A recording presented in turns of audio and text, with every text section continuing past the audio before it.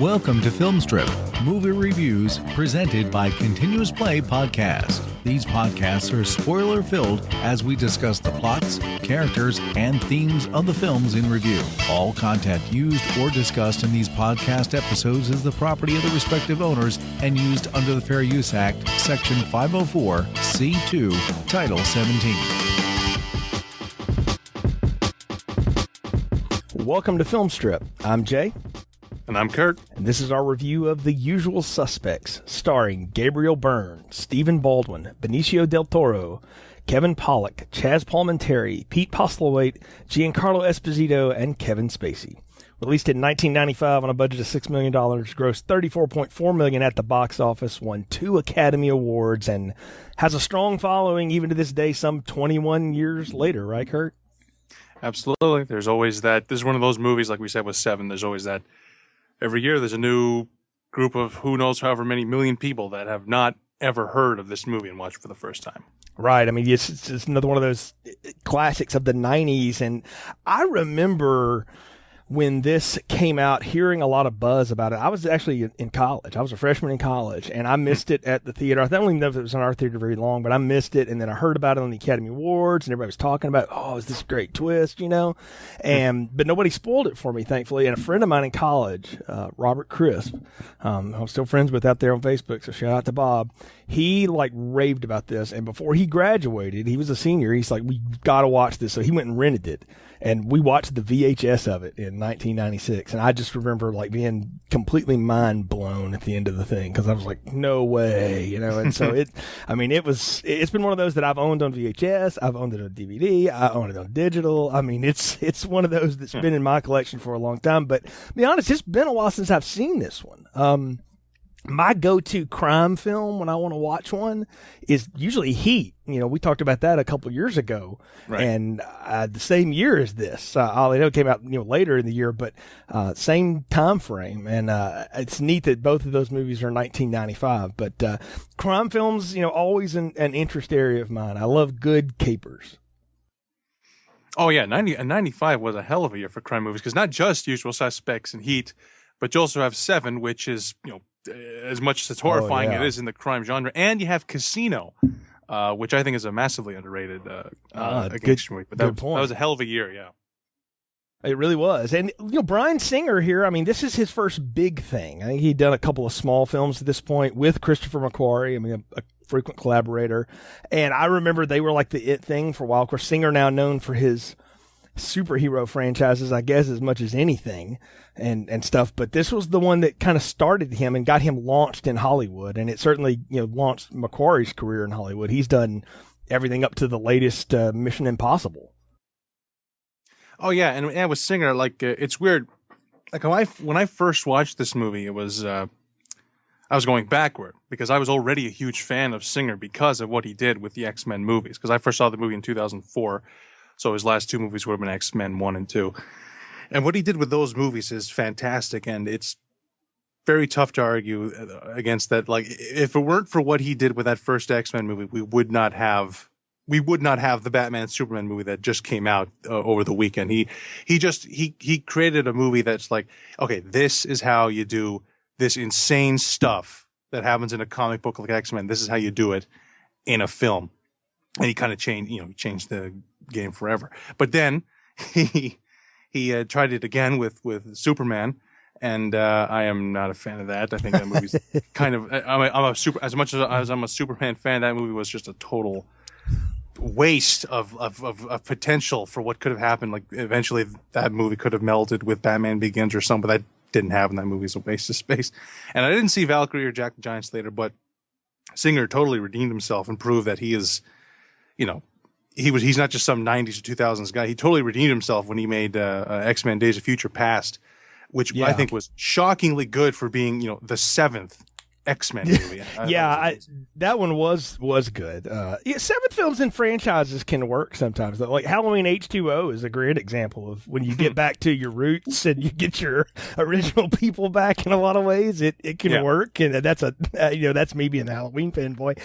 I will remind listeners who've listened to the show long enough. Brian and I did the Superman retrospective back when Man of Steel came out, and we had problems with Superman Returns. Mostly the Lois Lane story was like we were done with that, but it was all right. I'm not one of those people that hates that movie just outright. I thought there was something there, but it needed another editor. Like there needed to be somebody else going, Brian, you really ought to cut this. Like this doesn't really fit and this doesn't really work. Like it doesn't work altogether. It's medium popcornish, but it's okay. That's the thing about Singer. Like sometimes, like he rarely misses big. Like I've seen him, like Apt Pupil's a piece of garbage, but he rarely misses big. He just kind of misses sometimes, and you sort of get frustrated because you see the potential of what it could have been, but then when he hits it out of the park like this and Days of Future Past and X2 may be the best comic book movie made, for pound when it's all said and done, if you take out the Nolanverse stuff, the Nolan films are almost their own thing, really. I don't even know if I could put them in the same category, but like you put that up against most of what Zack Snyder's doing and other stuff. That movie's fantastic still. X2's great, and I like Singer, and I want him to be good. That's the thing. And even McQuarrie, like I've seen some of his stuff like Way of the Gun and some of those kind of things, and I like want it to be good, and sometimes it is and sometimes it isn't. Yeah, with McQuarrie, I've only seen like two things connected to him, and that's Usual Suspects and Mission Impossible 5, which I wouldn't call it a great film, but I absolutely think it deserves props that. Oh, there was a lot of fun. Yeah, it was like he for the fifth movie in a franchise. I mean, it was pretty good. Yeah, for the fifth movie in what every time it comes out, I keep thinking, okay, I guess it's a dead franchise trying to squeeze another buck. And every time they make one, it's like, it was actually really good. And he actually, I think it made a very impressive movie that absolutely stacked up against, Spectre last year. Oh, yeah, I will tell you now, I'm a James Bond fanatic, but I was way more entertained in Rogue Nation than Spectre. Spectre was freaking boring compared to Rogue Nation. Now, both plots are about as thin, but Cruise sold it. Right. Daniel Craig just looked bored. So, but it's another day. But Usual Suspects. You said you worked backwards to this one. So, did you know the big twist going into it? Had you heard that? Had it spoiled for you? Oh no! Like I got this as a Christmas gift from my dad on DVD in 2004. And I don't think I'd even heard of it when I got it. I think I might have known of it. Looked like maybe when I looked up Bryan Singer after X-Men and saw he made a movie called Usual Suspects, but I had no clue what it was about or even what genre it was. You look at that cover of the five guys in the lineup, you still don't know what kind of movie it is. And I didn't even know there was a twist coming, which is even better for a big twist like that. And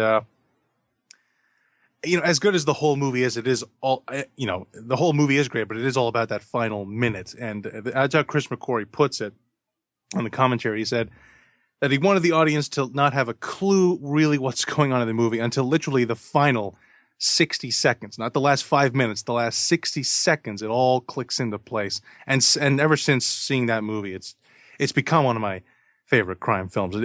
What's great about it is that it doesn't fit into a box like other crime films. Nothing wrong with that, but it's like, it's not a heist movie. It's not a mafia movie or a drug movie. It's very much its own thing. And in that way, in my mind, it makes me think of Pulp Fiction. How, you can't just say, oh yeah, it's a gangster movie. It's very much its own original thing.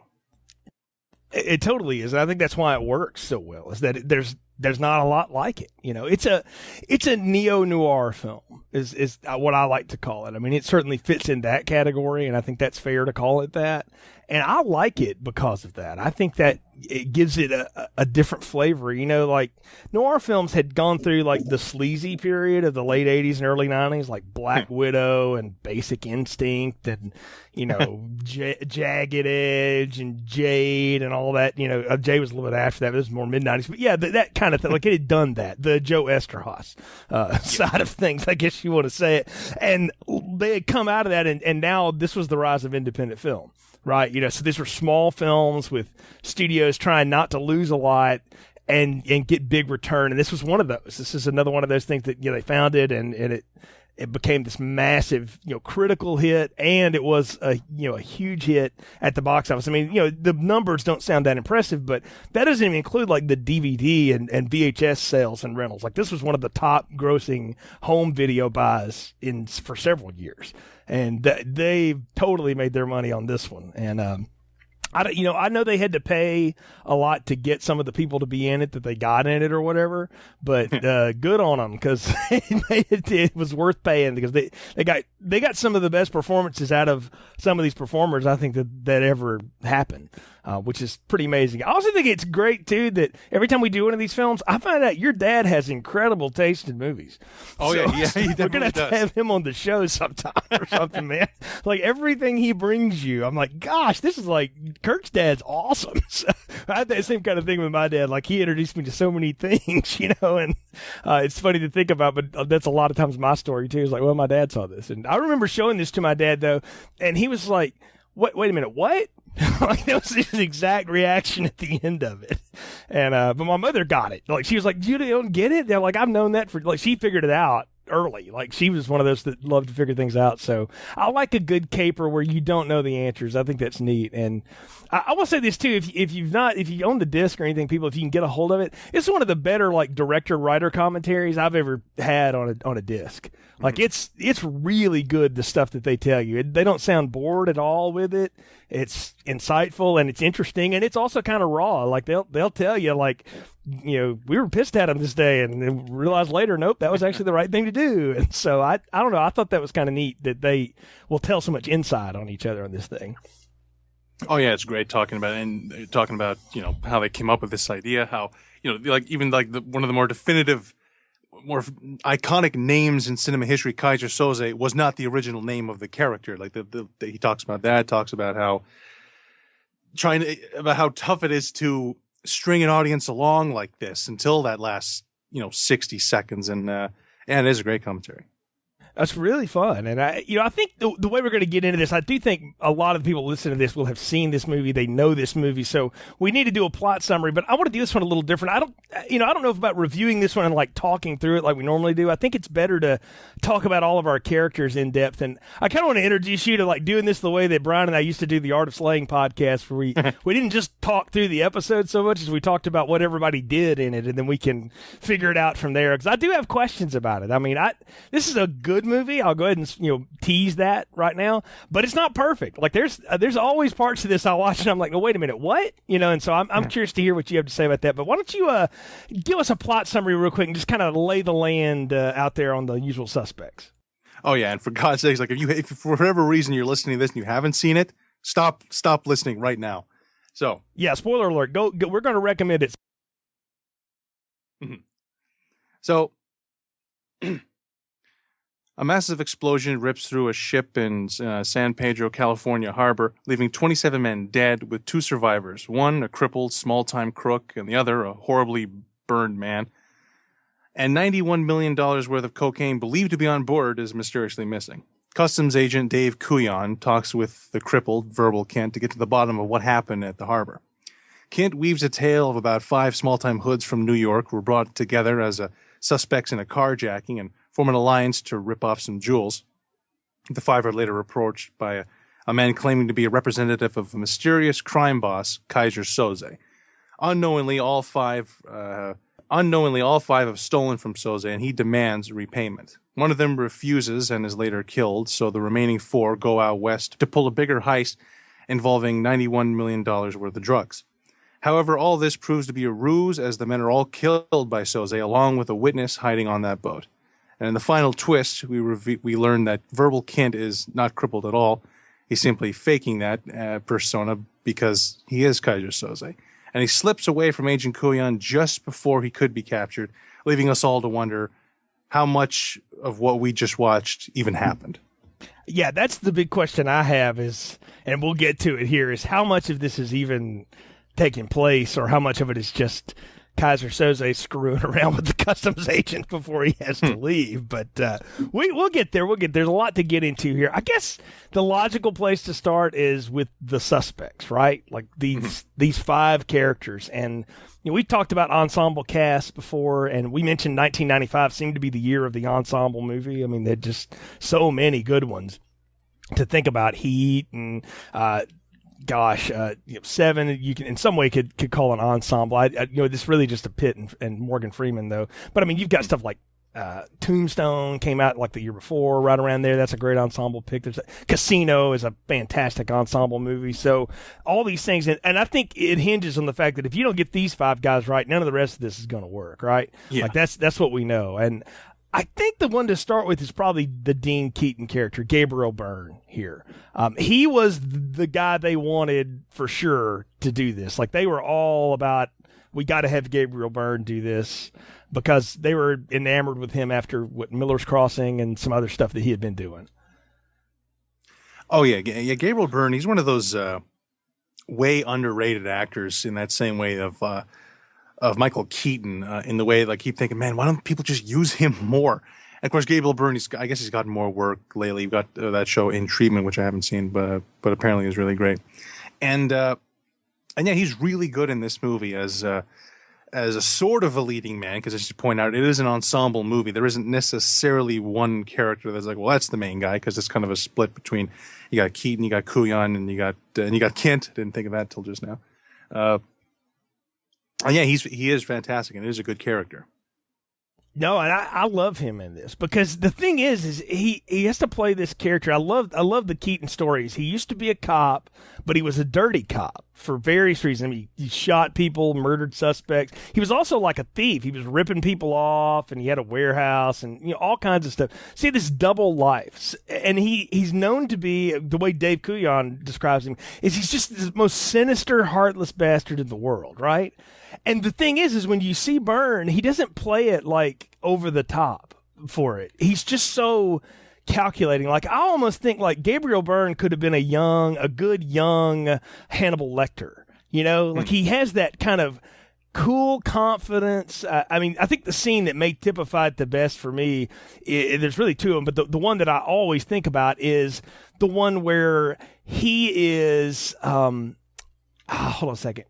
There's 3 scenes that really get it for me. One is right after the first bust when his girlfriend, the lawyer, gets him out, and he's standing on the steps, and she's trying to like tell him it's okay, or I'm gonna take care of it. We'll screw these people over. I'm a lawyer, blah blah blah. And then she's even like telling him, I love you or whatever, and he's just like, these freaking people have ruined me tonight. Like, he's just so cold, right? And then when they're out in California and they're dealing with that fence, and he's like, hey, I need to let you know that guy that that I know too. It's too bad he got shivved. Yeah, I shivved him. Better you hear it from me than somebody else. And then in the end, when they ultimately decide to do the Kaiser Soze job, when he's on the beach burying Finster, and he's all Benicio del Toro's character, and he's all like, I'm not doing this for any of you. I'm doing this for me. And he's just so pissed off, Like, he's just got this quiet anger to him. And he's like, he's always on the verge of just exploding, but we never see him get out of control. That's the thing about him that I really like. Yeah, and yeah, it really is a great character. I think he's almost like I think he's as much of a mystery as Kaiser Soze is in a way, because every 5 minutes we keep learning something big, or horrible about his past. First time we see him, he's in some, he's trying to get a restaurant going. And then like 10 minutes later, we find out this is a guy who killed 3 people while he was in prison. And then he's a corrupt cop and a thief on the side. But it's tough not to sympathize with him, because you get the sense that he is kind of done with crime, like whatever horrible shit he did in the past. He is ready to move on. The movie starts, just wants to make a restaurant, have a normal life.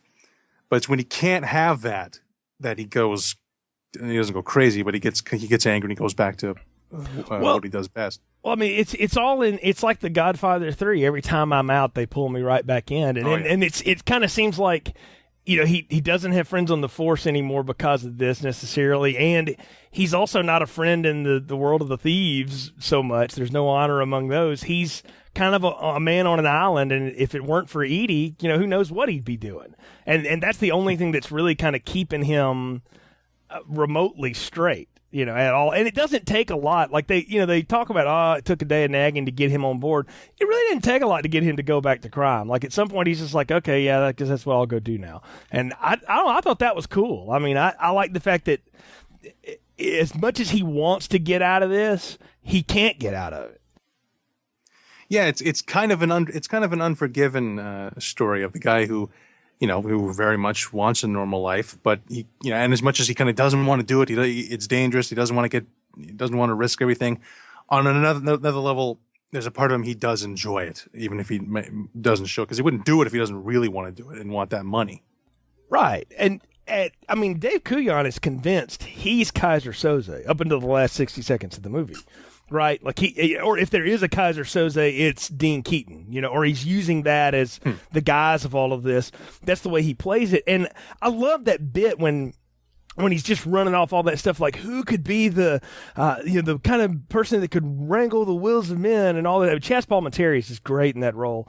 And one thing that's got to be said now too: one of the reasons that last 60 seconds work, and it's where a lot of these montages work, is because John Ottman is a hell of an editor. Composer, he's hit or miss, but as an editor, that dude gets it. And he knows how to flip between, it was like flip book scenes. It was amazing, the editing job he did on this film. And in a lot of ways, that's strictly because he helped tell that story as much as anything. And I thought that it was great. But I love how we're led to believe that Dean Keaton is this, force of nature that just can't be stopped necessarily. I mean, he builds him up to be like the most ruthless serial killer of all time. If you talk about him, it's wild. Oh yeah. The relationship between Coulion and Keaton that we don't really see, that totally is why Coulion won't let go of this idea that Keaton is Kaiser Soze.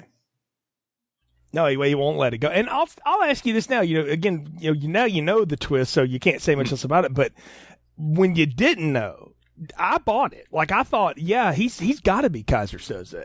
Like I really thought that was the way this was going to go, and that's not at all how it goes. Yeah, that's twofold. One is the way Coulion is telling it. Because Coulion is he's a great detective and interrogator and everything. We kind of we do want to believe him because he is he's a good guy. And on another level, the movie is doing such a great job of convincing me that he's Kaiser Soze with the montage and the certain flashbacks that they shows you how easy it is to trick and to make an audience think whatever you want just by showing them. Just showing him, there's a very quick shot of him under a red light, and you think, oh, that's evil. He must be the evil guy, Well, plus he's got that face, man. He looks like a goblin or something, right? Like it's in the eyes and the nose. He just looks sinister. That's the only way I can say it. And he can just do this stuff, and it's again that quiet confidence and sinister way he has of doing things that make you think, yeah, this guy could be Kaiser Soze. But of course we know he's not, but that's good. And that's perfectly balanced out by Stephen Baldwin's McManus, who is like, it's a perfect name. He's a maniac. He's totally manic. He's crazy. He's always talking shit, and stuff like that. He's a complete but he's a complete badass. Like he's like if you were to believe the story Verbal Kint is telling, again, I'd say that, realizing, believe what you want. This guy's like the greatest shot in the world. Like he never misses. He kills 2 guys with 2 different guns standing in 2 spots. He guns down 8 people from a roof. McManus he's crazy, but he's awesome. Oh yeah, like he's a total manic nutbag, but he's absolutely like one of the in a way he's the kind of guy maybe you would want to have a drink with, but on the other level, he is the cold one of the colder guys in the movies. Like I think of that there's that bit on the boat when you just see him walking past each door and just like mowing down whatever he's looking at, through the boat. And it is a good time to mention Stephen Baldwin, who for whatever reason did not follow this performance up with anything worth noting. He played Barney Rubble in Flintstones 2, and I guess he went crazy or something. But well, it's such a shame because he is so good in this movie. It's not just like, he's like, I guess, another forgotten Baldwin brother. But no, he is genuinely great in this movie. It is a shame that he didn't go on, because he is and he is really funny. Just in, in the lineup, the way he explodes on the line, just going crazy, wagging his tongue like a maniac, and being interrogated by the cops, and they say, it's like, well, where's the truck? It's like, what truck? The truck with the guns, fucko. And he just goes, fucko. It's totally couldn't give a shit. Oh no, he couldn't care less, and that's what makes him funny. Is he's so good at that? I think he is definitely part of the humor here, and I like that though that they've given us a character like that that's a total opposite, but he's also just as large and in charge as Dean Keaton. And he doesn't take shit off of him at all. He's just like, whatever, like he doesn't care if this guy's, real or whatever, if he's got all this reputation and all this stuff. He is his own guy. He's got his buddy Finster there, which we'll get to in a minute, but he's his own dude. And again, for all the trash he talks, right, and stuff, he is completely delivering on all of it. If you're to believe the way things go down the way that they do. McManus was crazy, but he was really good on the job. And I mean you could tell he was great. Oh yeah, like when he tells Redfoot, you pull any more shit, I'm going to kill you. Certain other characters, you think, yeah, he's just talking. But the things we've seen, McManus do up to this point, like when he says he's going to kill you, he's probably going to kill you. I mean, yeah, look, they have Kobayashi cornered there at one point, and he's like, I'm going to be the guy that gets you. I just want you to know that. And he's ready to blow him away. And it's like, again, I look at that and I'm like, well, again, did that even happen? But even if it didn't, that's freaking badass. I mean, it's like, it's also sadistic. I mean, he realized that he's crazy and stuff, but that he's just so hardcore. I dug him. And they pair him up with a Finster, good old Benicio del Toro here, who is one of the strangest actors in the world. I mean, he really is. He just kind of does his thing. And, man, I get a kick out of the fact that he came up with this weird accent and weird way of talking for Finster to just kind of make it to give it its own little piece. Because, I mean, his role is kind of small, if you think about it. He's not in the movie very long before he gets offed. And you never really see what he's good at other than just saying weird stuff and everybody going, what? What'd you just say? Oh, yeah. Yeah, Benicio del Toro he really seriously is one of the best actors alive. He's one of those great character actor, total chameleon. And some of his best performances are some of the best performances, like the one he won the Oscar for in Traffic, where he played it compared to, like you look at him in Usual Suspects, where he was very big and outlandish. Traffic, it's one of the most low key, one of the best examples of acting by not acting, whatever that phrase is, like by not doing a lot. And then 21 Grams and Sicario from last year, which I can't believe he wasn't up for an Oscar for. Have you seen The Hunted with Tommy Lee Jones and him in it? That's kind of a B picture, but they both totally deliver in that, and he's fantastic in it. But again, it's a subtle thing. This is like a big role, like he's playing big, which is sort of different because when I think of Benicio del Toro, I think about the subtle kind of performances that he gives. This one is just off the friggin' rails, man. I mean, it's crazy. Yeah. And you wonder like how he and McManus like can even function because they're both just insane. It's kind of a Han and Chewie thing where apparently the only guy who can understand him is McManus. And apparently the character of Fencer was meant to be they keep saying Harry Dean Stanton, like just an older guy to be paired up with like Mr. Blue in Reservoir Dogs, I guess.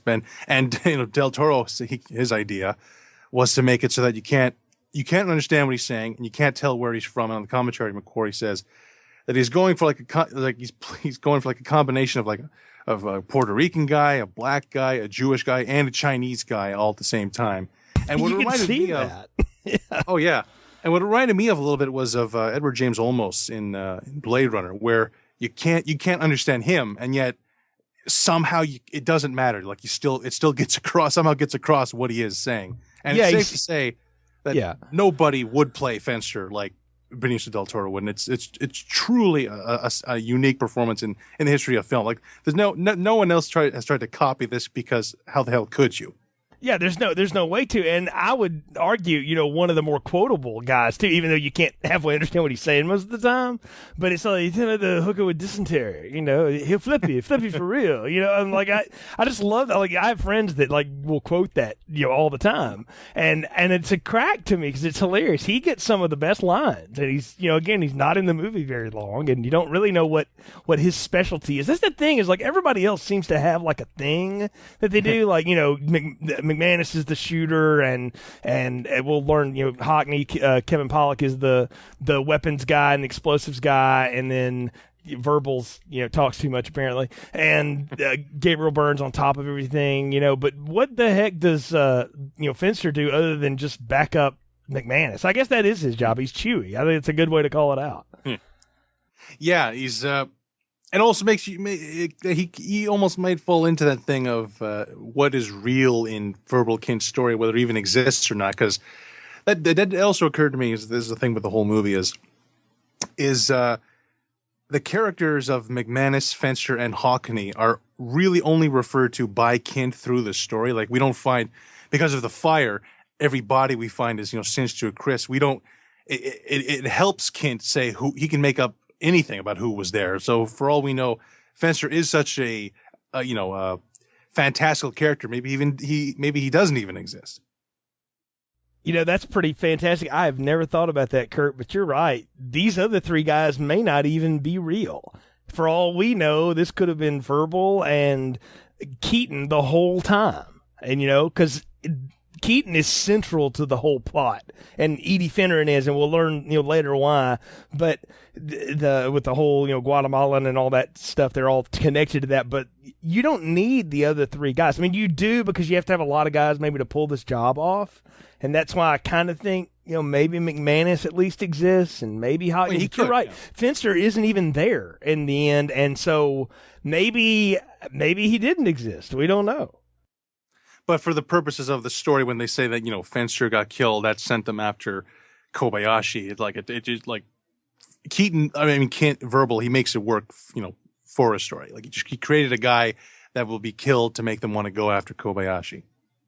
Right, which again, you gotta wonder, did that even ever happen? We can talk about at the end, I guess, what may happen, what didn't. I'm going to keep saying that, but sure. I do think that the Finster character is really fun. Real or not, he's fantastic and funny, and for again a small role, does a lot with it. So let's go to Todd Hockney next, though, played by Kevin Pollak. I'll say this: it's hard for comedic actors to sometimes play other things than just being comics, like Paul Reiser can do it. I always think about like the way he played the character in Aliens. Nobody ever remembers that about him. And, he's probably glad too, because that guy was such a douchebag. But yeah. I mean, really, like he was so good at that. I was like, I totally buy this guy's like a sleazy business guy completely. I mean, he embodied that totally. And I love the fact that they got Kevin Pollak, who's one of the funniest side comedians you can get in films, to play this totally didn't give an F about anybody or anything,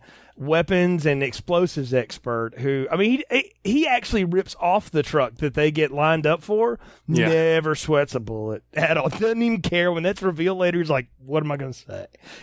And it's so fun. I love him. He's one of my favorite parts of this entire film. Yeah, Kevin Pollak, he is a way underrated actor who had a nice, string of movies there. He was also in Casino, and of course he was in A Few Good Men, and he's always good. Any movie I've seen him in, he's always good. He's in like one scene of Red State. He manages to be good and funny in that, and it's also like if you didn't know he was a comedian, I don't think you'd ever guess that he was. Oh, this guy's a stand-up. You just think he's another character actor guy, like a guy like Joe Pesci or whatever. But it is a really great character and performance. Like his first time we see him, his reaction to Seven Guns, pointing a gun at him is just like, hey, you sure you brought enough guys? Yeah. It's great. But he's also got a really good podcast, and I recommend like you go listen to it. Like some of his acting buddies that he gets on there and stuff. Like the interview with Michael Chiklis is one of my favorite of all time. That's a great one to go listen to, folks. I'm pumping somebody else's cast here for nothing, but I mean the guy's great at it though. I mean he's really fun and brings a lot to the role. And I mean it's a small role too. We should say Hockney doesn't have a ton to do. There's only a few scenes he really gets to do anything in, but he's good in all of them. Like when he's on the screen, he's always got a quick one-liner or he's got a smirk or something. And there's that one stare down between him and Stephen Baldwin, you know, where it looks like they're about to like make out or fight or something. I don't know, but it's perfect because you can tell they're both trying not to laugh at each other and just you see who blinks first. And I love that. It's great. But you know, Hockney's, I mean, he's a little guy. There's not anything to him, but he don't give a damn. I mean, he'll just do whatever. Oh yeah, he's got a great bit on the boat when he's where he's just going crazy with that machine gun, and he's just running off to the van with the money, and just he's yelling something in Hungarian to the other Hungarian guy, and what he's saying is don't shoot, and as he gets up to him, he blows his head off. Oh yeah, and then of course he gets shot from behind. That's the thing is he gets taken out, like that. And we should say everybody dies here. Gabriel Byrne is the one that gets the most protracted death. He he gets shot in the back, and then Kaiser Soze faces him off, and he reveals himself to him, and he gets shot in the head twice, and then he's done. But and then McManus gets like stabbed in the back of the neck or something. It's really like weird how he goes down, and he sort of falls on the deck in front of Gabriel Byrne at the end, or in front of Keaton there at the end. But and Hockney gets shot in the back and then shot in the head. He gets pretty violent death, but that's the way it goes down for the guy. But I love the guy. He's great. And so I feel like we could probably talk about Kevin Spacey all day and talk about this movie. We just did Seven, and that performance is, God, I don't know how. I mean, how do you top that? Well, you turn around and do this. It's like a totally different side of things. Kevin Spacey's another one of those guys that I don't think he's underrated at all. I think people realize how good he is. But you used the word chameleon earlier for Benicio del Toro. That's Kevin Spacey to me. He can play a maniac serial killer. He can play a crime boss playing a cripple, a crook. And then he can play like a dad in a suburb who's, tired of his middle life crisis thing or whatever. I mean, he's just so, and then he can play the friggin' president of the United States, so, and the guy is just, it's never a dull moment with him, man. Oh yeah. It's like basically everything around Kevin Spacey in this movie is kind of perfect. The performance, the characters, this character of Verbal Kint. When we start the story, we think he's just some, shy, lowly con man with cerebral palsy. And in the end, the Verbal, we know, it's a question about, the other characters. But the Verbal Kint that we were introduced to, he doesn't exist. And the key, I think the character of Verbal Kint was created by Kaiser Soze maybe that morning in San Pedro, California, when he was arrested, and I like the movie itself, Kaiser gives us a character we would never think could possibly be even tied to a guy like Kaiser Soze. Just the cerebral palsy is totally puts it over the top, playing on everyone's sympathies. Like, oh yeah, CP, he couldn't possibly be evil, and Kaiser makes Verbal pathetic and sympathetic to the point where he's almost the most likable character in the movie, just to further remove himself from suspicion. And the casting of Kevin Spacey is so key. The Singer and McQuarrie, they both wanted him for it, and it's clear why in 1995, before Seven anyway. And McQuarrie talks about this on Kevin Pollak's podcast, how that in any movie, horror movie, crime movie, whatever, where the villain is secretly another character in the movie, like a janitor in the background or whatever, he says, His problem with this in film was, you look at that guy and think, well, there's nothing about him that makes him, you think he's a villain, except for the fact that he was a killer in a slasher movie. He was a bad guy in that episode of Law and Order. He was a corrupt politician in that political thriller. He played a guy who strangled his wife 2 movies ago. Basically, the actor gave it away because you've seen them play villains before. But Spacey in 95, he was one of those just sort of, that guy character actors. Like he was in Glengarry Glen Ross. He was in The Ref, which is awesome. A lot of TV shows. But he never played a bad guy. and he doesn't look like a guy. He looks like a nice guy. He was in a movie in 1992 that I saw. It was one of those random rentals. One Night for Me. It's Kevin Kline, Mary Elizabeth Mastriano, and it's called Consenting Adults. And just a real quick on it, like these two neighbors really get on with each other, he and Kevin Kline, and they decide to do this. They have this whole discussion about, you ever think about just swapping wives in the middle of the night? Like you could just roll in and like, you know, it would go down and no big deal or whatever. And what you find out is that he's setting Kevin Kline up along with his wife for like this great insurance scam. So he's a total bad guy in that. But the movie, like, nobody friggin' saw it. You know, it made $20 million. It was one of those sleazy thrillers of the 90s that just sort of slid under the table and nobody cares about it. But I dare anyone who likes Kevin Spacey, and they haven't seen that, go back and see that movie and watch, and you can see the germs of all the bad guys he could play, because he did it in that with a really crappy script and a really cheesy movie. He made that thing completely work, and he's great in it. He's the only good thing in it. Kevin Kline is totally wrong in that movie, but he's good in it. It's fun, and he's so good at being bad. That's the thing. He's just so good at being bad, and it makes you really appreciate him. But he's the kind of guy that pulls this off so well. You just blew my mind a little bit ago, though, because I had not thought about this as many times I've watched this movie, that Verbal Kint, the other four guys, never saw that dude.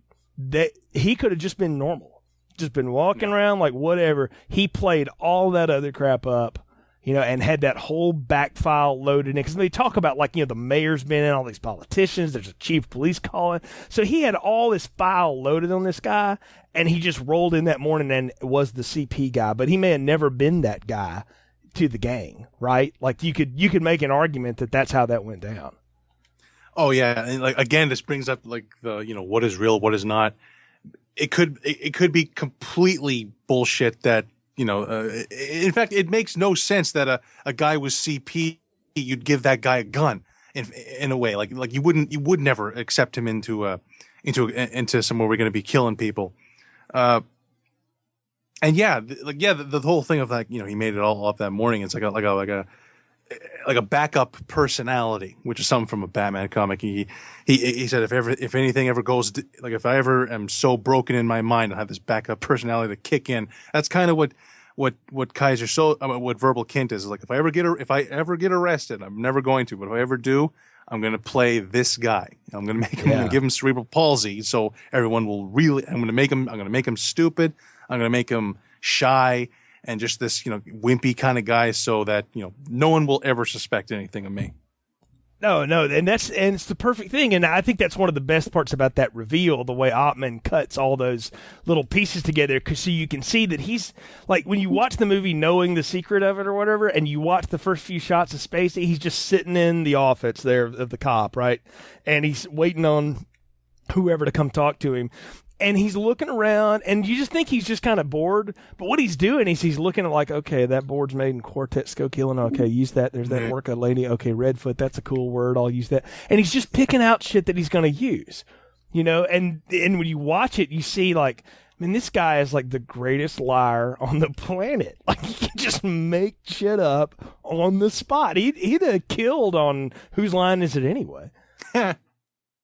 Oh, yeah, he really is you know, a genius. Like Kaiser Soze, Verbal Kint, whoever is a genius. How like there's one, like, he is one of just, like, there's the whole Kaiser Soze thing with the crime and the empire, but this idea of fooling like, he's in the cop station. Like, if they ever did catch on, they just got to put handcuffs on him and the game's over. But he manages to convince him to the point where they literally let him walk out the front door, and, like, that is, like, the best, you know, heist anyone ever pulled. It's the fun. Well, I mean, he even says the line, right? You know, the greatest trick the devil ever pulled was convincing the world he didn't exist, and then, you know, he's gone. And he talks about Kaiser Soze's history is that way, but he's pretty much telling them, I know how to disappear, and I'm going to totally disappear. And he even says it at the end, is like, yeah, I'm sure after, you know, Soze gets rid of me, you'll never hear from him again. So he's basically telling them, like, I'm gone. You guys are never going to hear from me again. I've taken out all of my enemies in one day. He's done the Michael Corleone at the end of The Godfather, the first one. He's taken out,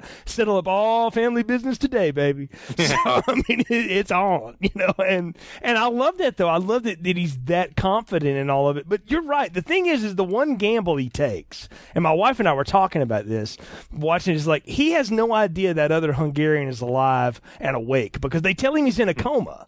But they never tell him he woke up. My wife's actually the one that caught that because I used to go like, man, I'd be getting the heck out of there knowing there was somebody else that could possibly ID me. And she's like, no, they never told him he woke up. And I was like, oh, you're right. That's that police thing. They didn't tell him any of that. So he has no idea there's somebody in the hospital talking to, Gus Fring about what he looks like, So, and I'm like, if the fax machine was just a little faster, he doesn't get out of that building. And it's amazing the gamble he takes. But again, I think that's what you're supposed to say is that, like, oh, that's crazy. How could that ever happen? But that's the kind of guy Keyser Söze is. He's so sinister and so on top of everything that he's like, I can sit here and screw around with you all day and it doesn't matter because I'm going to walk away. It's not going to be a problem. Like he's got it all figured out, which is crazy, but it makes the character so much more fun. It's part of the mythos.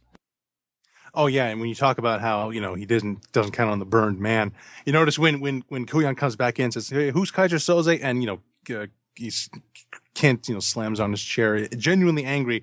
And I think that is Keyser Söze. That's him realizing, oh, great, someone survived. And I didn't catch this until like last time, but it's not until Kuyan mentions Keyser Söze. That's by coincidence when Keyser Söze pops into the story Kent is telling. Yes. And I think Kent's he was probably hoping that to never mention Keyser Söze and to walk out of there. No, I think you're right. I think he would never mention it until he absolutely has to.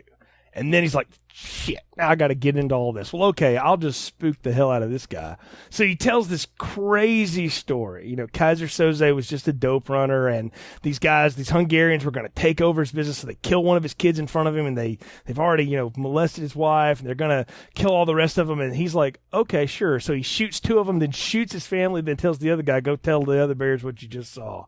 And then takes them out like Unforgiven style. Like, I'm going to kill the guy and all of his friends and burn his damn house down, and the guy they got to play like Söze in that moment, he looks like he could front a metal band from, Germany or something. He's like in one of those things. I don't know who that is, but it's some guy. I think it's a random guy they had, but I love that too, because you're looking at it and what you realize knowing the secret of it and how it's going to go is that he's telling this story about this, this mythical crime boss to this, cop basically to try to build him up larger than life. When in reality, he's 5'6" and he's nobody you would even think about. He's just nothing. But to look at him, you don't get fear. So he builds this image up that he's just this, unstoppable force of nature or something. He's like Michael Myers or something.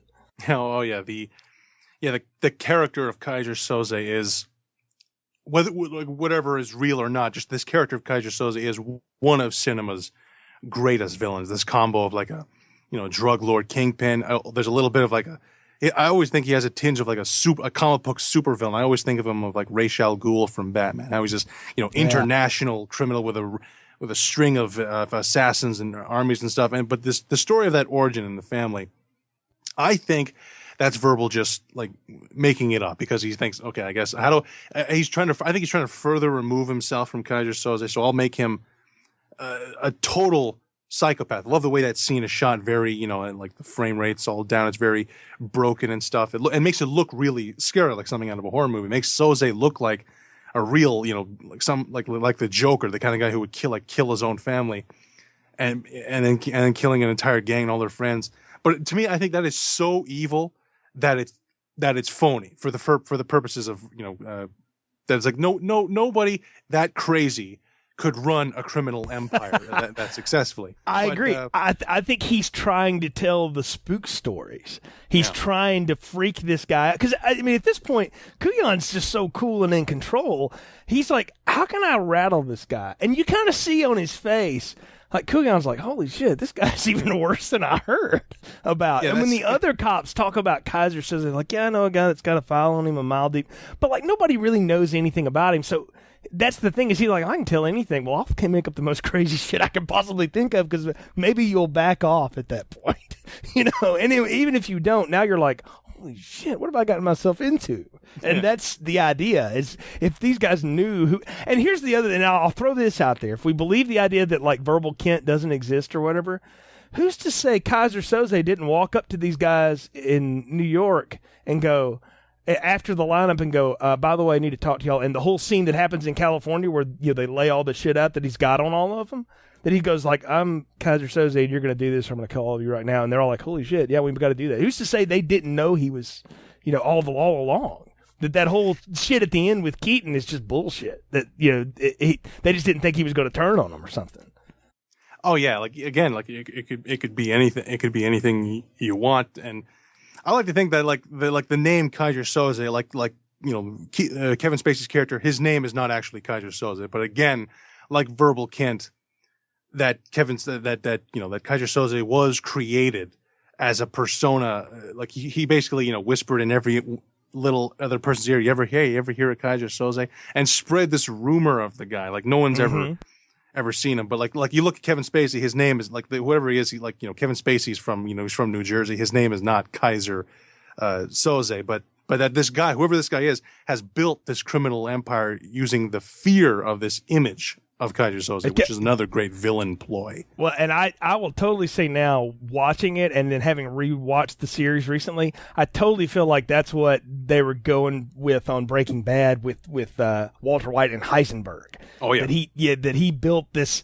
Heisenberg was just this evil persona or whatever, and when in reality he was this nerdy chemistry teacher trying to make some dough on the side that got him way too deep. Right, and that's another story for another day. But I mean, really, I kind of feel like they pulled that out of The Usual Suspects, because I'm with you. I've always felt like, is there even really a Kaiser Soze? Who the hell even knows? And this guy may not even be him. He's clearly somebody powerful because he wrangled a lot of shit, but maybe he's just using that because he knows it'll get people's attention and make them go ooh and freak out a little bit. I mean, there's that Hungarian saying it was him, but why does he know? How does he know that, other than the Guatemalan guy that's screaming it all over that damn boat before they shoot him? So it's pretty wild the way that goes down. We got to talk about our three cops here. And really the big one, we talked about Dave Coulion a little bit. To me, Chaz Palminteri is who sells this more than anything. He is so fantastic. And to find out he did this in like a week or something, like they barely were able to get him. They got him right in there. He is so good. I mean, the man is born to play either a gangster or a cop. His whole life, or like a club owner or something like that. He is so good. And like, you don't know anything about Dave Coulion other than he's got friends in the FBI. He's got friends at the LAPD, or the San Pedro PD, which is, LA. He just knows people, but he's a customs agent. Which is so, like, you don't think of customs agents being like these super cops, but they kind of are. Like, when I think of customs agents in movies, like, I immediately think of Cliffhanger. I don't know if you've ever seen that Stallone thing, but there's like a customs agent in that. And I'm like, Stallone's a customs agent in that, or a treasury agent. And I'm like, I don't think of those guys being like, John McClane or anything. And I love that he wears the same clothes the whole time. He doesn't do anything real different. But he's so in charge. I mean, he has the most dialogue in the movie next to Spacey, and he's telling the story as much as anyone else. He is, yeah. It's a great performance by Chaz Palminteri. He's one of those actors, like, since this movie, he never got another big, juicy role. Like, he was in Analyze This, and maybe a couple movies here and there, but, like, he's one of those guys, I think he's, like, buddies with De Niro, and it's a shame he never really did something this good again, but he's a superb actor. And like, if you haven't seen it, everyone needs to go see Bullets Over Broadway, because he has it's a relatively small part of the movie, but he totally steals that entire movie. There's a point in the movie where he exits the film, and I never realized how little I cared about the other characters than when Chaz Palminteri exited the movie. But that's a whole other thing. He's a fantastic actor. He's great in The Bronx Tale. I think he does a lot of Broadway. I think he does a lot of stage stuff. I think that's his favorite medium or whatever. He is so good. He's so fun, and he's perfect in this role. Like, I like Dave Coulion. Sometimes the cops in these heist films, like, you get to where unless it's like Heat and they're like part of the story or whatever, you get to where like you don't like them necessarily, or you don't want to root for them, even though you really should morally, but you don't want to. Like, I have nothing against Kujan. I mean, he's kind of tough and he's kind of rough on poor old Verbal Kent here, but he's going to get to the bottom of it. And the one thing is for sure, like, his white whale is Dean Keaton.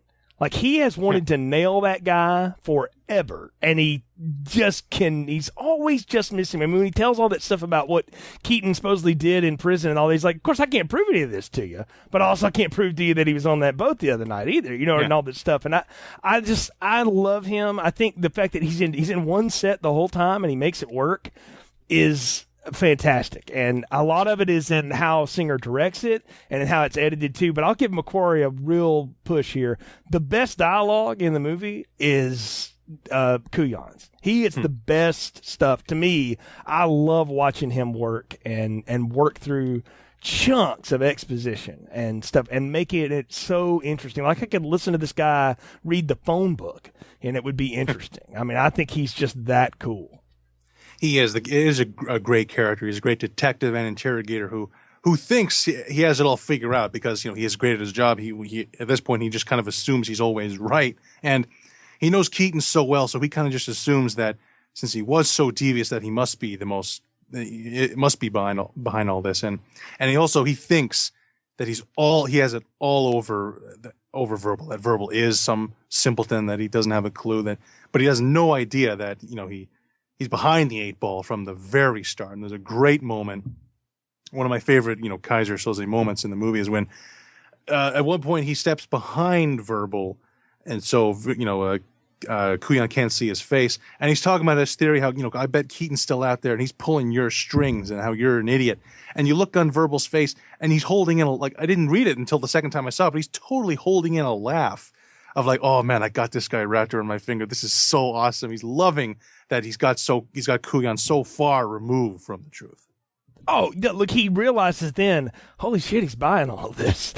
He's like, well, I got to keep going because this is going to work, and even when he breaks down in the end, when Kujan's doing that whole bit, like, it had to be Dean Keaton. He was Kaiser Soze and all this stuff, and Verbal's like, yeah, you're right. He was leading us all along. He like breaks down into that cry, and it's almost like he's laughing, like, I can't believe you're believing this shit, so it's like, this is such bullshit, but okay. And I again, though, it's part of the good storytelling, and I don't think that would work if you didn't have actors that played well off of each other too. Yeah. You've got to have the kind of guys that can pull that together, and I think it's something to be said that those two were able to make that whole relationship work. And just the few minutes we're with them in the film, you totally buy that their conversation goes down the way it does. I mean, it's fabulous how he's able to spin Kujan away. The other two cops are kind of small parts. We already talked about Giancarlo Esposito, Gus Fring, FBI Special Agent Jack Baer, and I'm like, what a cool name! That's like out of the '50s noir right there. Like Jack Baer is that, and then Dan Hedaya as Jeff Rabin. I love Dan Hedaya anyway. He's another good character actor that just pops up, and he's the dad in Clueless, and then he's the bad guy in Commando. I mean, he's just been in all kinds of stuff, and I love both of them. They play small parts, but they're pivotal at different times. Like, they have good scenes and lines where they have to do stuff. Yeah, Jack Baer, he's a nice side character. What he is he's a fresh pair of eyes on the entire thing, on the whole Kaiser Soze thing, and he also is like, you almost think like if he was in the room with Verbal Kent, he might have figured it out sooner because one thing about Baer, he doesn't know Keaton. Yeah, he's not as aggressive. Yeah. Oh yeah, and Keaton's tainting the whole. Kujan is tainting the whole thing with this. Keaton's the man behind all this, but Jack Baer, he has no idea who Keaton is, so he already knows about Kaiser Soze, so he probably would have been a better guy to throw in the room. But again, Kujan just thinks he's so smart. Oh, completely, yeah. But I love Jack Baer in the hospital with the Hungarian guy, because he's like, you got to get somebody over here. I need some security. Would you shut up? I'm on the phone. He's talking to a guy who's burned half to death, and he's trying to, he's on that huge cell phone. Which, boy, talk about 1995, man. Holy cow! So I remember those. I never had one that big, but that just makes your hand heat up just looking at it. That thing has massive battery on it and all that. But, he spends all of his time mostly in that hospital getting that Hungarian to talk about Kaiser Soze. But he says, you realize that somewhere along the way, Verbal, Kent, Kaiser Soze, whoever he really is, has been able to spin that yarn so well that the freaking FBI knows who it is. And when they hear it, they're like, holy cow, this is big. And, and he's like, get me Dave Kujan and get me, the cop in charge. And he's talking about, I need my, CIA guy in here. He gets all these, other people in the room to talk about it all on that name. So I'm like, somewhere around the way, he's fallen for the trap too of who is Kaiser Soze. It's like who is John Galt, but criminal. Yeah. Oh yeah, and he is he's actually a really smart cop and detective because he does something which would have occurred to me to do. It's like the second he says, "Oh, this guy saw Kaiser Soze. Okay, give me a translator and a sketch artist in here right away," and instantly, like, you tell me exactly what he looks like. In terms of, that's a great thing to do for a how do I find out who a mystery guy is? Well, we can't get a picture of him. Describe his face for us. Exactly. Yeah. I mean, you get the translator in here and get the sketch artist. They go through all of that, and I love that. That's kind of the ticking clock in the movie, because at this point, like, Verbal's, you're just waiting on him to get out of jail, basically. So what else gives the movie any kind of timeline? Well, that gives us the ticking clock. You have to have those, and it's a smart way to do the ticking clock. It's usually a bomb going off, or we got to blow the roof at 12 or whatever. And in this case, will this guy die before he can get that description out? And if he gets that description out, what's that mean? What's that going to look like, and how close is he going to cut it? Boy, he cuts it razor sharp, but and thin, but unbeknownst to Kaiser and Verbal, I guess you'd say. But really cool though. I like the way that they work. And again, Dan Hedaya again he's obviously friends with Kujan. He's sort of a small role here. He's got the messy desk and all that, but his complete mess is totally what helps Verbal's story work, right? Because it's all that shit in the office that he keeps looking at. And he's like, I was Orca fat, or she was Orca fat, and he's looking at that busted picture on the wall and stuff. It's great how he spins that yarn out, all that crap. Oh yeah, Verbal's just thinking, thank God this guy is the biggest slob on the planet, because now I can, that's how I'm walking out here. It takes a look at that, horrible.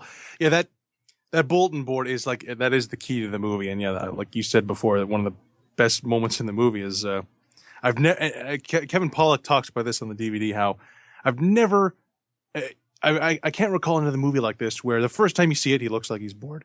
But the second time, it's as if they inserted a different shot for the second time I'm seeing the movie, because now it looks like clearly like literally a printer roller. It's so precise. He is scanning everything on that wall.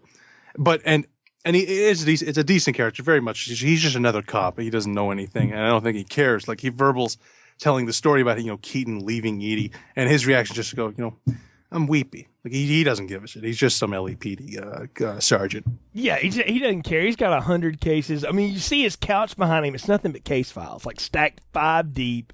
He's totally slammed and overworked. He's got no idea, right? But he's in there, taping it. And I remember, at the end of it, he comes in and he tells Kujan, it's like, you don't have shit, Dave.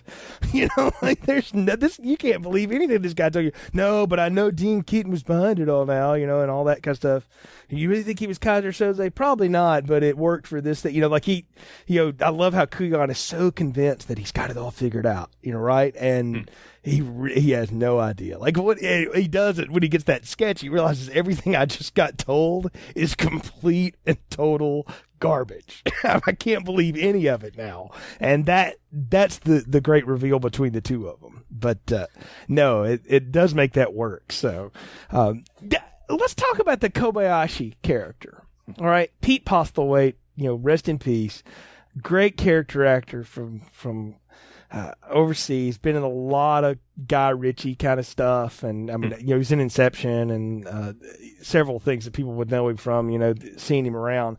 But this guy, like, he always looks like this little frail, almost skeleton of a man. Like, there's nothing to him, but he has such a charisma. It's all in that face and that voice, man. And he is the scariest character in the story, next to what we don't know about Kaiser Soze.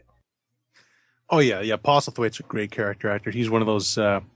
He's one of those guys that even if the movie sucks, he's usually good. Like Jurassic Park 2 is a total piece of shit. But he's fantastic in that movie, and he was also great in the movie In the Name of the Father. He was nominated for an Oscar for. Oh yeah, that's a fabulous movie. Yes. Yeah, where he throws himself in prison just to be close to us. Oh God, he's so good in that movie, and he was great in this. He can be a scary guy when he wants to be, especially look at him in the town, and in this, you wonder how, like, for one thing, his name is not Kobayashi. That's just another creation of verbals. That's the coffee cup. Yeah. The cheap china. But the character is a great creation of verbals, because he makes him scary and so on, and literally the way Postlethwaite looks plays into that, because he has very dark skin, and the way he talks is like a slight. This is not his actual voice. He's putting on a voice like a slight Indian accent mixed with British. It's like German, Hungarian. For all we know, he could be Kaiser Soze. I mean, we really don't. All we are affirmed with at the end when he picks up Kevin Spacey outside of the police station is that he may not be an attorney, but he clearly is involved in this in some way. And I had a friend tell me once, he said, let me just blow your mind for a minute. He said, what if he is Kaiser Soze? Because that sketch, like, it looks like Kevin Spacey, but you turn your head the right way and it could be him, and I was like, you know what? That would be the most Kaiser Soze thing of ever, is to have somebody in there telling his false life story after all the shit that just went down on that boat, that it was all set up by him. I was like, that's kind of cool to think about. Oh yeah, like when the reveal happens and you think maybe it was all bullshit, but when you see Postlethwaite with Spacey in that car, it's like his name's not Kobayashi, but whoever he is in league with Kaiser Soze, and for all we know, like maybe it's a pair. It's the two of them working together. They are Kaiser Soze, and they're just this two-man team that have built this entire criminal empire. I mean, yeah, that's the thing that they keep impressing, is that why would Soze try to lure all these guys to this boat just to do a hit, or whatever? Because it's under the guise of that they're going to get to rip off $91 million in cash and the drugs, and it's to take out the Hungarians that Kevin Spacey spins that yarn about that Soze's been at war with. So maybe that's real. That they've actually been at war, and that the drug war together, and that this is his way to kind of knock them out of the game once and for all, and kill a guy that knows who he is, and take out some other guys that he's going to need to use for some jobs to set it all up. I mean, it's a lot of stuff, but it's mainly all a big hit to take out. He needs the gang to take out the Hungarian mob, and he needs to get on the boat to take out the Guatemalan, and then he can kill those guys at his will, because they all owe him in some way or another. I mean, who's to say though again that they're not working together on it? Because again, you see some of those long shots of Soze, like that could be Kevin Spacey in a hat and stuff, or it could be Pete Postlethwaite. I mean, it could be a lot of things, but think about it. If Kaiser Soze is German and Hungarian and all that, that's what Kobayashi sounds like, is somebody from that part of Europe and that part of the Middle East. He doesn't sound like a guy from Jersey, which is what Kevin Spacey sounds like. So maybe Spacey was his hitman or something. I mean, who knows, right? I don't think that's what Macquarie would tell you, that Kevin Spacey's Kaiser Soze. Like, that's what they think. Yeah. I'm putting a lot on it, but I think you could watch the movie and see that in it and have some fun with it. Yeah, like whoever he is a dangerous guy, even if this verbal story isn't true. Like my favorite Kobayashi moment in the movie is that bit where they try to the big skyscraper, they capture Kobayashi. And I love how even after they get the drop on him, they got a gun to his head, he still manages to talk his way out and make them even more afraid of him and Kaiser Soze by saying, if you guys don't do this job on the boat, and he starts naming each of their their relatives, like your Uncle Randall, your nephew. And my favorite almost my favorite moment in the movie, apart from like the reveal, is when he says, now I'm going to go talk to Edie, and if I see you guys again, she's going to find herself the victim of the most brutal violation. And it's all silent. He just walks over off into the distance, and he sits next to her. And while she's going through her papers, he looks back at the guys, makes eye contact with Keaton, and then he takes a look at Edie like he's checking her out, and then looks back at the guys as if to say, just try me. And it's a such a cold, great villain moment, great bit of music sting on that, how it's like, we really don't want to mess with this guy. No, it's fantastic, and it's well played and totally works too. That's the thing is he sells it every bit. I think it's all in the performance, and that it's so subtle. Like he never gets angry, he never raises his voice. He talks in the same tone the whole time, which is even scarier in some ways. That he's that sadistic, right? But and that committed. I mean, even he says like, if you guys can go ahead and kill me, if you don't, I'd much rather you do, because what's going to happen to me if you don't? You know, because he knows like, and I mean, I love how he never gets out of control. Like these two guys get their heads blown off in a elevator next to him, and he's like, that was pretty good. You know, he's like, well, we'll add that to the cost of Mr. Finster, you know, and that's it. But I love how he gets him to stop. He goes after the one guy that can make it stop, which is Keaton, because they've involved Edie Finneran in this Guatemalan extradition guy, because the Guatemalan claims to justice that, hey, I can name and pinpoint Kaiser Soze for you. And even if Kaiser Soze is more than one person or whatever, he can take down that criminal empire. It's clear that exists, and that the feds would totally want to get on that. So that's why this whole thing's happening. It's all an elaborate hit, which is crazy. There's never any dope involved. That's a complete lie, and the cops even know that's a lie. But it's also it was all about taking out both of those groups. Just the one group didn't realize it. They thought they were selling, him to the Hungarians to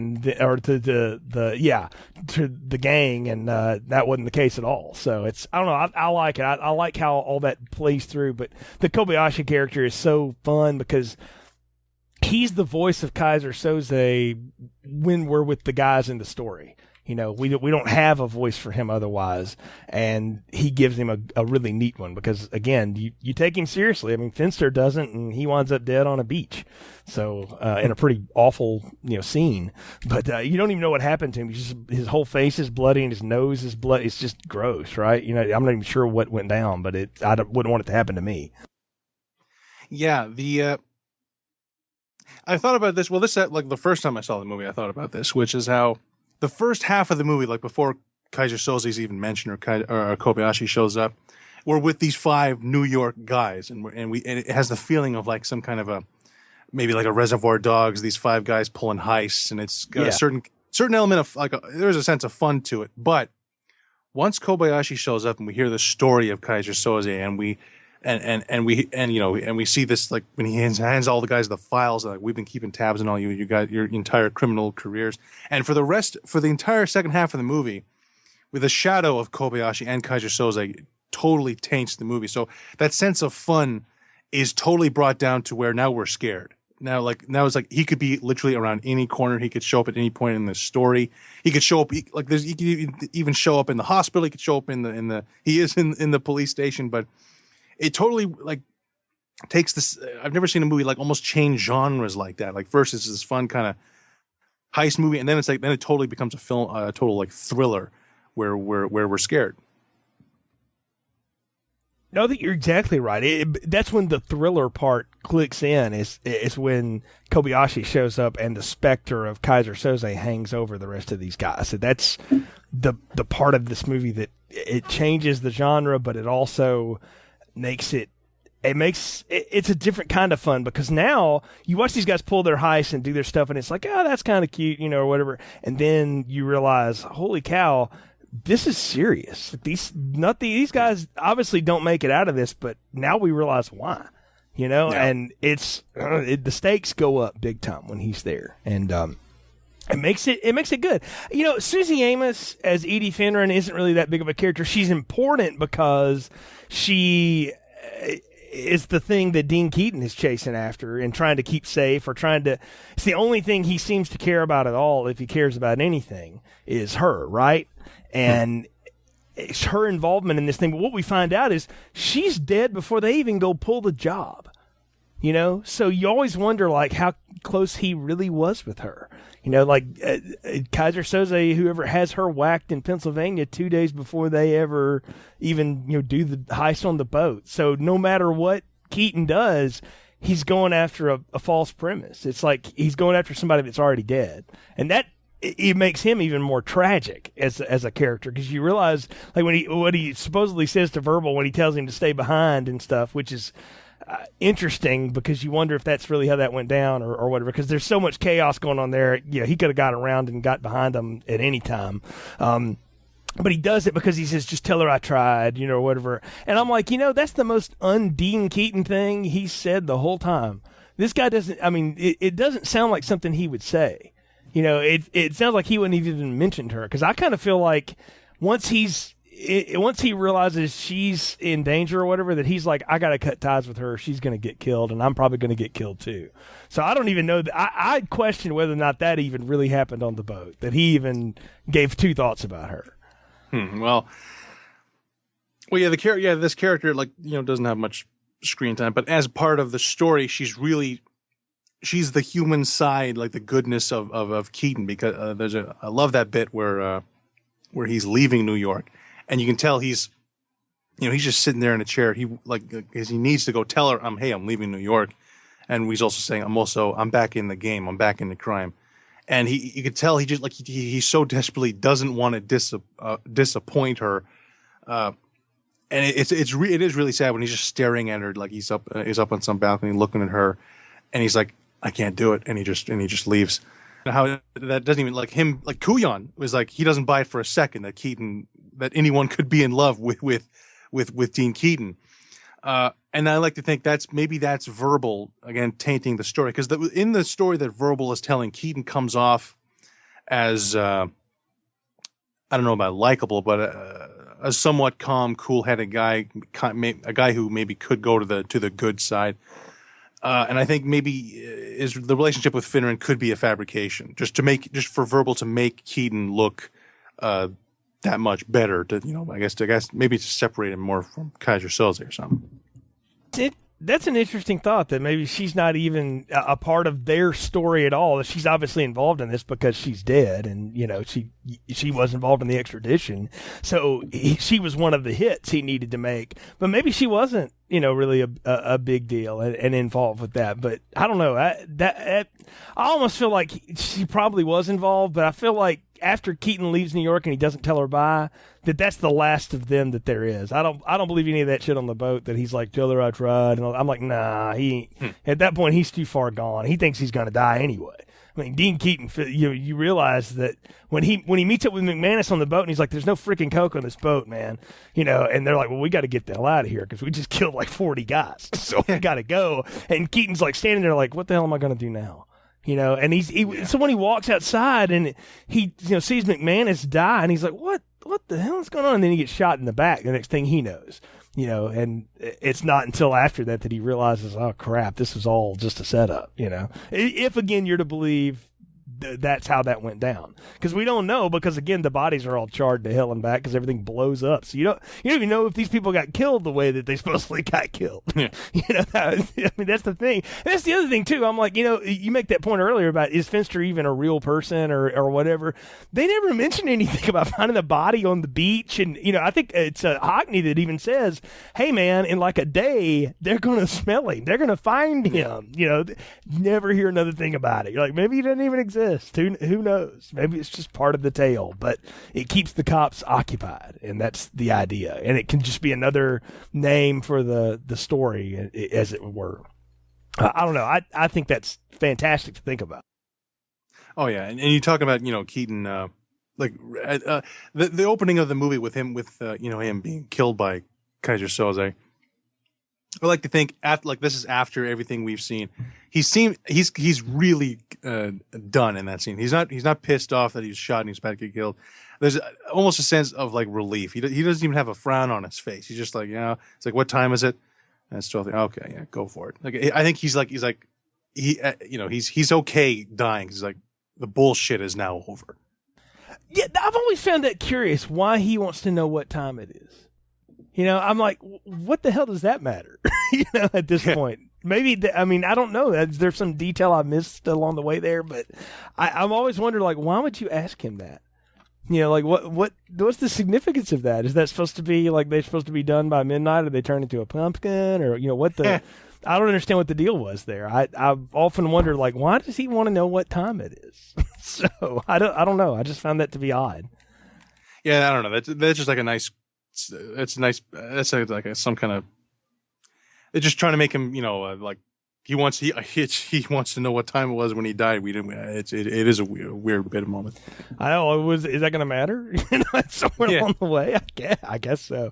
I don't know, but it's funny that he asked that, because I'm like, that's the strangest thing you could possibly ask, and I don't know why he wants to know. But this also too, like, if you're paying attention, there's clues there, because you see the watch, you see the lighter, and then when you see Spacey pick those things up, or if you're listening when he's getting released from the police station, he picks all that shit up. And you're like, wait a minute, isn't that what Kaiser Soze had on him when he shot Keaton? If you're paying attention, there's that little moment, 12 seconds before they reveal it to you, by the way. So it's not like they give you anything big, or you could have caught that earlier. But I don't know, I thought it was good. I do remember asking my mom, who says she figured this out before it ended, how did you know that? Possibly, right? And she was like, that guy was lying the whole time. You could just tell he was just making it up. None of it sounded believable. And I thought, well, that's interesting. I guess that's a mom intuition or whatever. And I'm sure there's other people that probably have thought, like, yeah, there's no way that's for real. But it's a great yarn, that's for sure. And I love the scene on the boat, though. I think the big shootout, the big scene is the boat scene. And the way all that goes down, whether any of it happened that way or not, we have to trust that Verbal's, or, Kaiser Verbal, whoever, is not completely yarning that up. But I love the way that goes down. You get some great Stephen Baldwin in that moment, too. When he's up there and he's counting off the guys, he's like, McDonald had a farm, and he shot some guys, and all. I mean, that's hilarious, man. And it's just good stuff. And you already talked about Kevin Pollak running up, screaming in Hungarian at the guy, and he shoots him anyway, and all that stuff. It's well done. That whole action scene on the boat, for a movie with $14 million budget, that was pretty impressive. Yeah, it is a really great action scene, and it does amp up the tension when you realize it is three guys going up against an entire boat full of people. So it did feel absolutely dangerous and bloody. Like I said, that bit where McManus is just opening fire into whatever doorway he's passing. Yeah, and one of the coolest things about that is how within the story that Kaiser Soze, like almost like he materializes on the boat, how the whatever the informant's name is, how the guard knocks up. You see the guard all of a sudden is dead with like a bullet hole in his head, and he falls down dead, and we just see a shadow cast over the informant, and he doesn't say Kaiser Soze, but he's clearly talking to him. He's like, I told him nothing, I swear. And you just cut to the outside of the boat and you hear two shots, and yeah, like that. Again, the presence of Kaiser Soze, like, because at this point in the movie we don't know who he is, so we are scared of him. Like, we didn't mention that bit when Hockney dies, how when he turns around, all of a sudden it goes white. Like, I always think, like, you could either that's Hockney seeing the light before he dies, or that's the spirit of Kaiser Soze is so bright and menacing that's a super hot white light. Whatever it is, they really just make him a spiritual thing there, Kaiser. Yes, it's the inside of the Marcellus Wallace's briefcase. I mean, it's that kind of thing is what I felt like. I was like, that's what Kaiser Soze carries around, so, and with him. But yeah, I've always interpreted that as the reveal of, like, that's, if we're to believe the story and take it for face value for what it is, then that's him going, holy cow, that's you?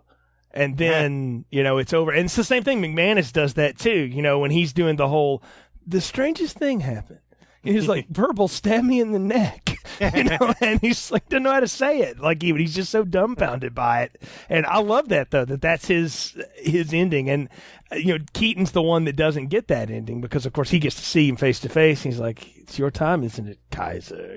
If again, you're to believe what you're seeing there. So, which is, to be decided. But I like the ending, though. It's a blast, and it's a lot of fun, and you can really enjoy the whole setup to it, and it's just a ride. So to get to that point, and then he walks out of the police station right before they get the facts of doom, as I called it, and pretty amazing, And I love some of the coolest stuff. Spacey's been sitting in a chair the whole time. We should mention that.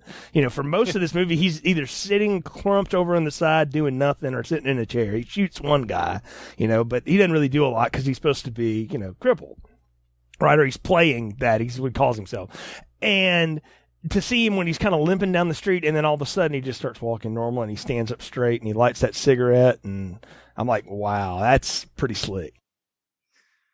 Oh yeah, I mean, we're talking about the finale, like whatever it is, the last 3 or 4 minutes of the movie is some of the best 3 or 4 minutes in film history. As good as the rest of the movie is, as great as the movie is, the last 4 minutes is 4,000 out of 10. Now, how when Kuyan's he starts building the case that Keaton is Keyser Söze, and the movie makes it look like it is a reveal, like Keaton was Keyser Söze, and like as an audience, you're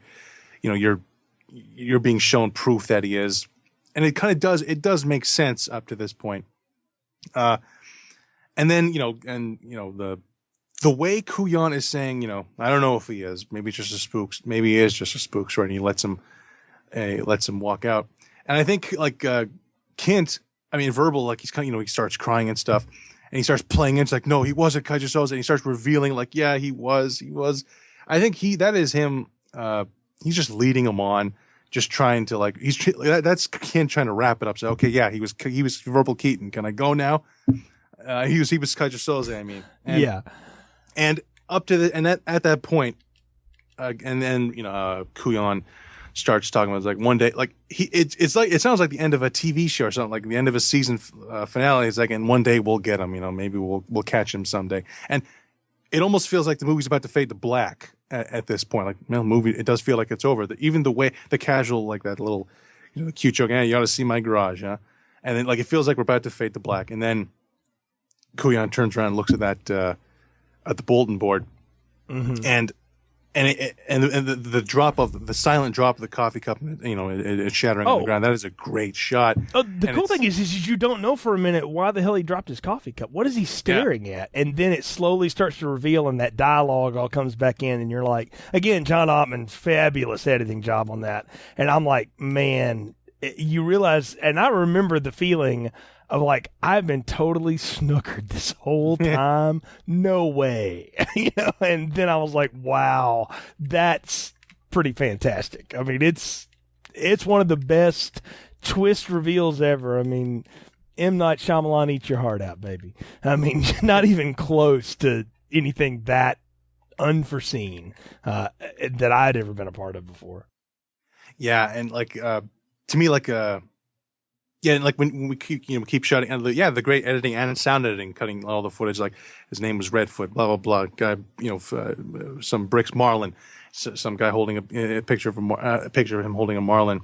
But the real big one was like when you see that Kobayashi wasn't even real. He just happened to be whatever the manufacturer was that produced that particular coffee cup, and it just really tells you. Then it really felt like, oh man, so. I didn't think he was Keyser Söze, but it was like that was all a lie. Well, why would he lie? What does this mean? Like, why would he make all that up? What does this mean? And then, when we cut to him walking down the street, and the limping, that is one, like, that might be like a top 10 shot for me. Like, the limping feet starts straightening out, and you find out even the cerebral palsy was a lie.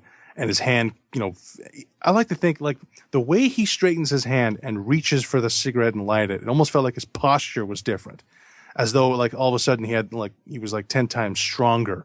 Or like he was suddenly a cooler guy all of a sudden. He's totally not this guy, Verbal Kent. I mean, car pulls up and we see Kobayashi or whatever his name is driving it. The great bit where Spacey is holding the cigarette with his good hand, like he does in the story, almost like he's joking with Kobayashi to say, "Hey, cerebral palsy, right?" Yeah. And they just have this. They have this, like, Kobayashi has this quick looks like, "Yeah, I get it. Man, they're stupid, aren't they?" Yeah, I mean, it's just like, and then you get that great line again, like, and poof, he was gone. And then, that great music again. It's some of Ottman's best music. I do think he's kind of a hit or miss as a composer, but that is perfect. The music in that is just great. And it's, it leaves you going, wait a minute, you have to now question everything you just watched. Is that real? Is it not? What do I do? And I love that, though. I like that this movie leaves you with that lingering of wondering, well, what's the story? and we'll never know because there'll never be another one. And it's one of those that it's kind of like, that Michael Mann's talking about now to do like a prequel to Heat. And I'm like, why? I don't need it. I know all that already. And I'm like, no, don't, please don't, but he probably will. But I would be very upset if Bryan Singer and Christopher McQuarrie decided, we needed to do like a prequel to The Usual Suspects, or we need to do a sequel. I'm like, no, it needs to be a one-shot deal, man. Like that was, 149, or an hour and 49 minutes is perfect. So don't do anything else. Just let it go. And very cool. And then our little noir picture is done. So I think we're both going to extra large popcorn this thing, but let's give a final touch on it here for Usual Suspects, Kurt. Oh, sure. I just got to mention, like, the literal last shot is to me is so like painful in a way, how like we see the car pulling away that they just got into, and Kuyan is standing right there. Like the car just stopped. The car's literally stopped at a red light, and Kuyan's like, he's in such a panic. He's so worked up. It's like, oh my God, I just let Keyser Söze walk out. And he's literally like, if he just turned around and maybe looked that way, he might even see him. You feel so bad for Kuyan. And it is such a great moment because like Kuyan now does believe in Keyser Söze. When Kuyan's a believer, now you really know that that Keyser Söze is a real demon. And then cut to black, and just like that, he's gone. And that great sting of the Ottman music. And I feel like my brain is fried. I feel like an idiot. I feel like I just saw the greatest magic trick I've ever seen put on film the entire time. The guy was CP, he was Keyser Söze. They're like verbal Kint was Keyser Söze. Hey, there probably never even was a verbal Kint. And that's what makes him one of the best, villains of all time, is that he managed to fool everybody. And that kind of cinematic wizardry of being fooled that well and then not feeling like, yeah, right. It doesn't feel like a rev off. It feels real. That cinematic wizardry is why this movie won the Oscar for Best Original Screenplay. So how to sum up how I feel in this movie? Well, I think until that reveal, the first, hour and 40 minutes is really great. But the first time I watched it, like I didn't love it because I was pretty confused because I thought it was a really good crime thriller. But I was like, well, what the hell? So what happened? So what? Keaton was Keyser Söze? That's kind of a letdown. Like that's, so the guy, who you kind of thought was the bad guy. I guess he was the bad guy. Yeah, it was kind of, but then after that ending and feeling like I've been the victim of the biggest con ever, I suddenly love this movie for tricking me.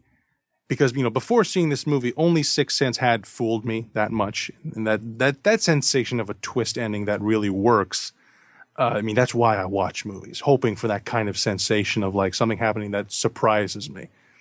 And this movie, the cast is excellent across the board. The screenplay is as good as good gets. That John Ottman's score is so, I think, beautiful. It's one of the best scores in a crime film, like that. The very opening of the movie, over the credits, of the black water, just the building up of that theme. I can't find a CD of it, but it's such a great piece of music. But it's this story, the twists and turns in the story leading us to that reveal. It makes this movie a film noir work of art. I think this movie is going to live a very long life. It already has. It's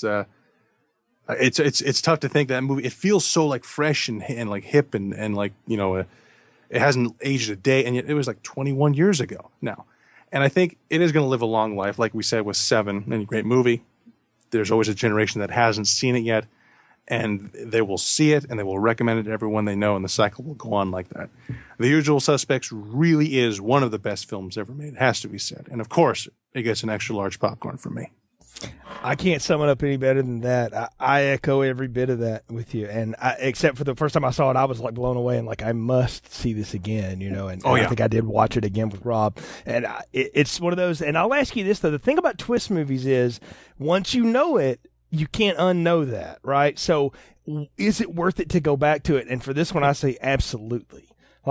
Because you sit there and watch it and see if you can try to figure it out. There's that run through it. And then sometimes you can just watch it and just say, let me just see if I can figure out how much of this is real and how much of it's not, or what I think is real or what I think is not.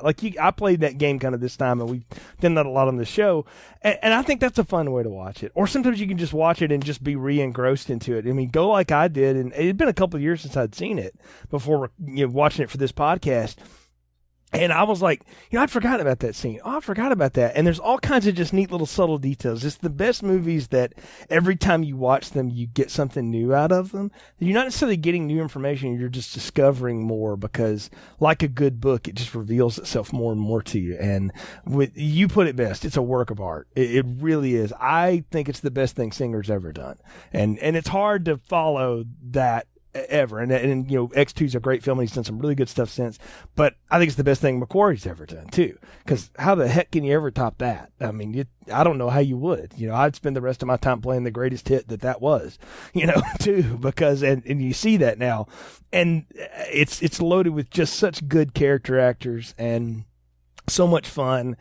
It's a good one. And again, if you're new to this, like if you haven't seen it before, maybe watched it before this or watched it and we've told you to, cool. Introduce it to somebody that hasn't seen it before.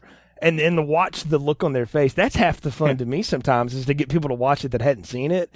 And they're like, no way. They do the same thing I did. Or they're like, no, I totally thought it was this guy and stuff. So yeah, Extra Large Popcorn, one of the best movies of the 90s for sure. And a great crime film too. Just a fun thriller to watch and something you can really enjoy. So I give it a big hearty extra large popcorn as well.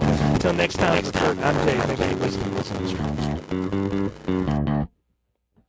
Thank you for listening to Filmstrip. You can find more episodes on our website, continuousplaypodcast.com/movies. Please leave us a positive review on iTunes and link up with us on Facebook. The Filmstrip theme music is produced and performed by Frozen Lake 121.